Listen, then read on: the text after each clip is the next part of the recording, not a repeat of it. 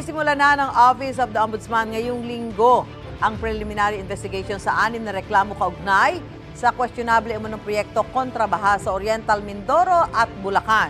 Bukod sa flood control projects, sisilipin din daw ng Ombudsman ang pagpapatayo ng Commission on Audit Building sa Quezon City. May unang balita si Salima Refran.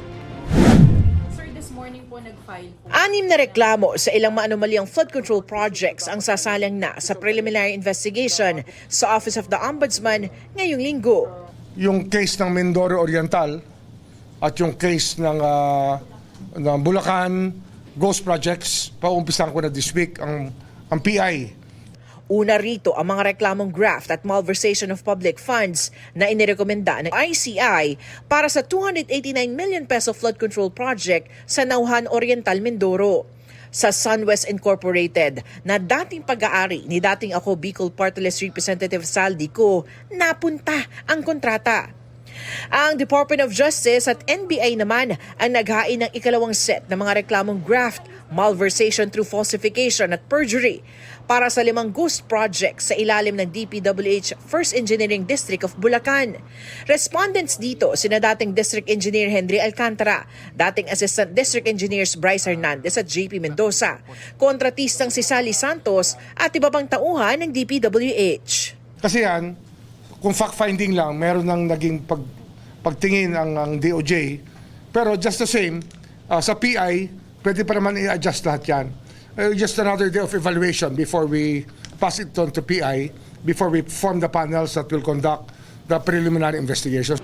Nagbukas na rin ang motu proprio investigation ng Office of the Ombudsman sa mga proyekto ng misis ni COA Commissioner Mario Lipana na isang contractor. Bukod sa flood control projects, kasama sa mga sinisilip ang pagpapatayo ng Commission on Audit Building sa Quezon City. I had a meeting and I got a rundown of files about the activities of alleged activities of Commissioner Mario Lipana and his wife and their Olympus Mining Corporation that participated in government projects.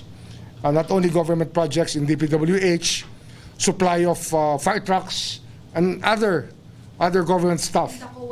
Nakausap na rin daw ni Ombudsman Remulla ang DPWH para sa pagkuha ng mga kinakailangang mga dokumento sa mga gumugulong pang mga investigasyon sa flood control projects.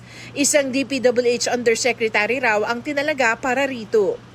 Samantala, hinihingi ni Remulla ang courtesy resignation ng 204 Office of the Ombudsman employees na inilagay raw sa pwesto nito lang Hulyo, panahong magre-retiro na ang dating ombudsman na si Samuel Martires.